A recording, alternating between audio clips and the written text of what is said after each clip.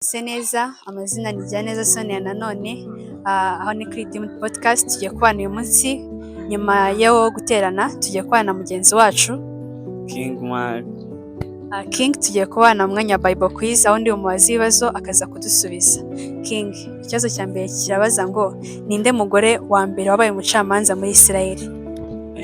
Deborah.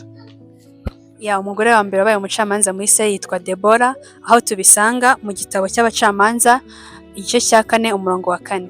King, ikibazo cya kabiri kirabaza ngo ninde mwana wavuze ko ari uw'isezerano n'Imana kuri Abraham?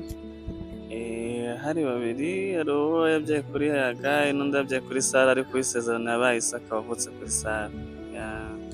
Urakoze cyane, ibyo ngibyo tubisanga mu gitabo cy'Itangiriro igice cya 17 umurongo wa 19. Ikibazo cyane kindi kirabaza ngo ninde ufatwa nk'aho ari umucuranzi ku ngoma ya Dawidi? Yari korali ikomeye cyane bita Zafu.